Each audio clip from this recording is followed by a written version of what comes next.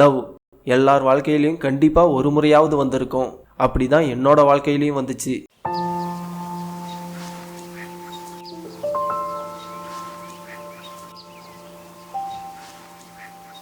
என்ன இவன் எதுவுமே சொல்ல மாட்டான். சரி, நம்மளே ஆரம்பிப்போம். அன்பு, இந்த ட்ரெஸ் எப்படி இருக்கு? நல்லா இருக்குடி. நல்லா இருக்குடியா? அவ்வளோதானா? எங்க இங்கிருந்து ஆளை காணோம்? ஏய், ஏன்டி அங்கே நின்றுட்ட? வா. ஏண்டா, இன்னைக்கு என்ன நாள்னு உனக்கு ஞாபகம் இருக்கா? இன்னைக்கு என்ன நாள் தெரியலையே. இன்னைக்கு ஒரு முக்கியமான நாள்டா. நல்லா யோசிச்சு பார்த்து சொல்லு. முக்கியமான நாளா? ஒருவேளை காந்தி ஜெயந்தி மாதிரி கவர்மெண்ட் லீவா இருக்குமோ? கடை வேற லீவ் விட்டு இருப்பாங்களே, எக்ஸ்ட்ரா வேற எதுவும் வாங்கி வைக்கல. இப்போ என்ன பண்றது? என்னடா எக்ஸ்ட்ரா வாங்கல, கடை லீவுன்னு என்னவோ உளறிட்டு இருக்க.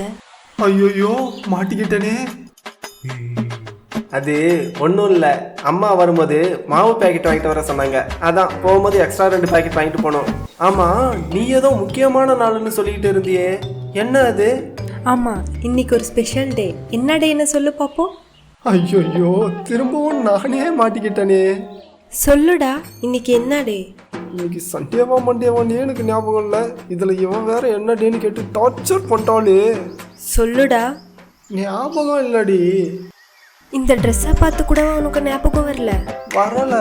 புதுசா வளையல் போட்டிருக்கேன், பூ வச்சிருக்கேன், இதெல்லாம் பார்த்து கூடவா உனக்கு ஞாபகம் வரல? இல்ல, வரல. இவ்வளோ சொல்லி இன்னைக்கு என்ன நாள்னே மறந்துட்டல. சீப்போ, இனிமே என் மூஞ்சிலே முழிக்காத. ஏய் பிரியா, நில்லுடி. என் பேர் சொல்லி கூப்பிடாத. ஓ, பேர் சொல்லி கூப்பிடக்கூடாதா? ஓகே, குந்தாணி நில்லுடி. குந்தானின்னு கூப்பிட்டா பல்ல உடைச்சிருவேன். அப்படியா? குந்தாணி குந்தானின்னு கூப்பிடுவியா? குந்தானின்னு கூப்பிடுவியா? ஒரு நிமிஷம் இரு. Happy birthday. ஞாபகமே இல்லைன்னு சொன்ன. சும்மா விளையாடுன.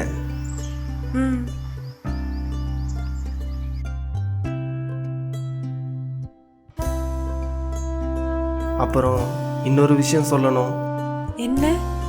அது வந்து ஐ லவ் யூ.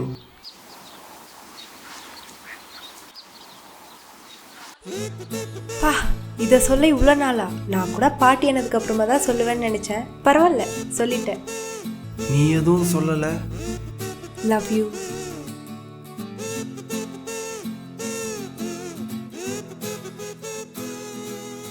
இப்படி சந்தோஷமா ஆரம்பிச்ச எங்களோட லவ்ல அப்பப்போ இந்த மாதிரி சின்ன சின்ன செல்ல சண்டை வர ஆரம்பிச்சது.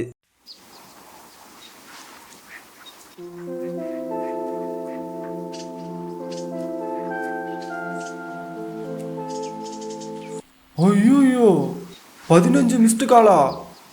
இன்னைக்கு இவளை எப்படி சமாளிக்க போறேன்னு தெரியலையே. சரி, சமாளிப்போம்.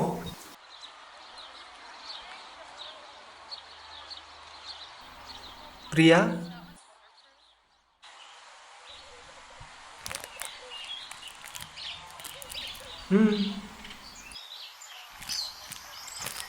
சாக்லேட்லாம் கொடுத்துருக்கேன், ஒரு தேங்க்ஸ் கூட சொல்லலை. தேங்க்ஸ் எல்லாம் வேணாம், நமக்குள்ள எதுக்கு தேங்க்ஸ் எல்லாம்? ஐயோ, பயங்கர கோவத்தில் இருக்காளே, எப்படி தான் இவளை சமாளிக்க போறனோ தெரியல. ஐ, டிஃபன் பாக்ஸு எனக்காக உன் கையால ஆசையா சமைச்சு கொண்டு வந்தியா? எங்க குடு.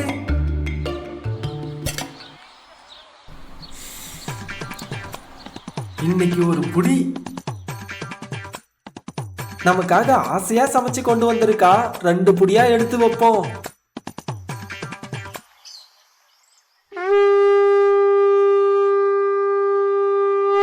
எப்படி இருக்கு?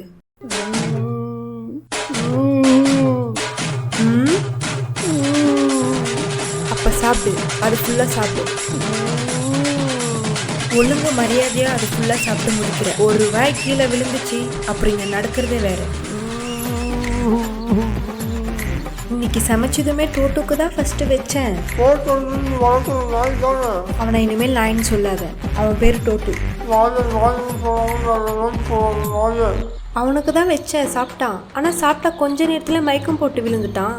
சரி, இவ்வளோ கேவலமாக இருக்கே, இதை உனக்கு கொடுக்கக்கூடாதுன்னு தான் நினச்சேன். ஆனால் நீ லேட்டாக வந்து என்னை பயங்கரமாக கடுப்பேற்றிட்டியா, அப்புறம் தான் உனக்கு கொடுத்தே ஆகணும்னு முடிவு பண்ணேன். அப்புறம் நான் கால் பண்ணியும் நீ அட்டன் பண்ணலையா, அதான் சாப்பிட மகனேன்னு கொடுத்தேன். சாப்பிடு. என்ன புரியல, அதை முழுங்கிட்டு சொல்லு. சொல்லுடா. சரி போய் தொலை, அதை துப்பிட்டு சொல்லு. என்ன 2 அடி கூட அடிச்சுக்கோ, தயவு செஞ்சு இதை மட்டும் சாப்பிட சொல்லாத. பார்க்க பாவமாக தான் இருக்க. இனிமேல் லேட்டாக வருவ. நான் கால் பண்ணா ஃபர்ஸ்ட் ரிங்லேயே எடுத்துடுவேன். Very good. அப்படி வா வலிக்கு. ஆமா, வாழ்க்கை ஃபுல்லா நான் இந்த சாப்பாட்டை தான் சாப்பிடணுமா? அதான் செல்லம் உன் தலையெழுத்து. அடி குந்தாணி. அப்புறம் நான் பெங்களூருக்கு ஒரு இன்டர்வியூக்கு போறேன். ஒருவேளை வேலை கிடைச்ச உடனே என்னால் லீவ் போட முடியாது. திரும்பி வர 2 months ஆகும். இதை பத்தி என்கிட்ட முன்னாடி சொல்லவே இல்லை. அதை சொல்ல தான் வந்தேன். ஆனால் நீ பண்ண கடுப்பில் இப்போதான் எனக்கு ஞாபகம் வந்துச்சு. Okay, all the best. Thank you. இப்படி எங்களுக்குள்ள வந்த செல்ல சண்டையெல்லாம் ஒரு கட்டத்தில் சீரியஸ் ஆச்சு.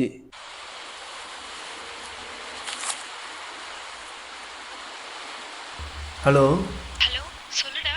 என்ன பண்ற? ஏய், கொஞ்சம் வேலை இருக்கேன்டா, நான் அப்புறம் கால் பண்றேன். பை.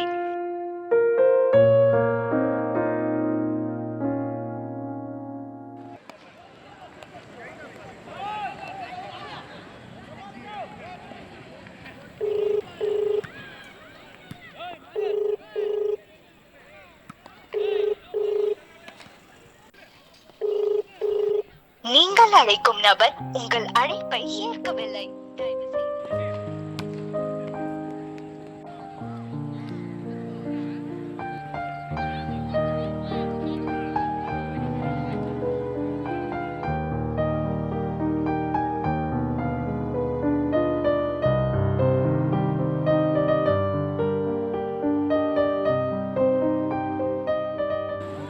டேய், அந்த பால் எடுத்து போடுறா.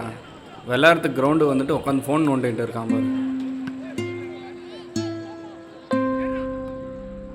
வேலைக்கு போனவ ரொம்பவே பிஸி ஆயிட்டா.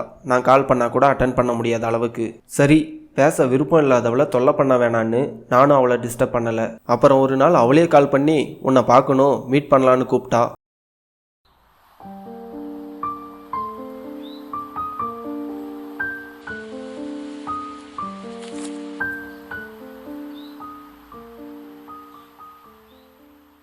அன்பு,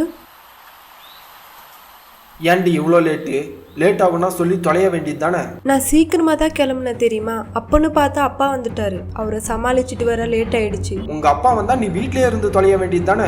என்ன எதுக்கு இப்படி வெயில்ல வர சொல்லி வெயிட் பண்ண வச்சு டார்ச்சர் பண்ற? ரொம்ப நாள் கழிச்சு உன்னை பார்க்க போறேன்னு எவ்வளோ ஆசையா வந்தேன் தெரியுமா. வந்ததும் இப்படி கத்தாத. என்னடி ஆசையா வந்த?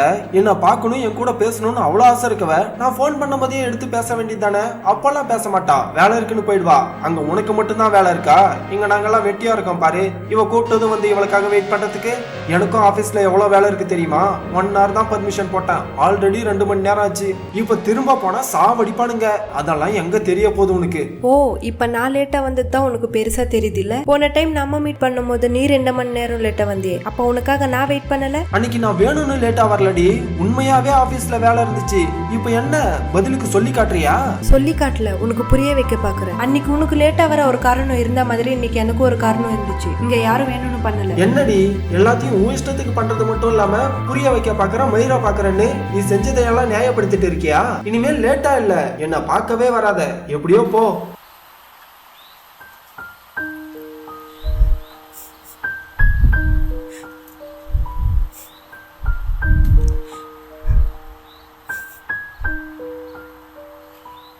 இப்ப எதுக்கு அழுதுட்டு இருக்க? நாளைதான் உனக்கு என்ன, அதை எப்படியோ போ. என்னை பார்க்கவே வராதுன்னு சொல்லிட்டல, நான் எப்படியோ போறேன், நீ போ. நான் ஏதோ வேலை டென்ஷன்ல ஒரு கோவத்துல பேசிட்டேன்டி, அதுக்குன்னு அழாத. நீ அழுதா என்னால தாங்க முடியாது. சாரிடி, சாரி. சரி, நான் கோவப்பட்டது தப்புதான், சாரி. உன் சாரி எல்லாம் ஒன்றும் வேணாம். இனிமேல் என்கிட்ட சண்டை போட்டேன் அவ்வளோதான். சரி சரி, இனிமேல் நான் உங்ககிட்ட சண்டையே போட மாட்டேன். அதுக்குன்னு இப்படி அழாத, உன் அழுமுச்ச பார்க்க சகிக்கல. ஏய், இந்த ட்ரெஸ் உனக்கு அழகா இருக்குடி. ஆமாம், வந்ததும் சண்டை போட்டு அழ வச்சுட்டு இப்போ ட்ரெஸ் அழகா இருக்கா. போடா. அடிக்காதடி குந்தாணி, வலிக்குது.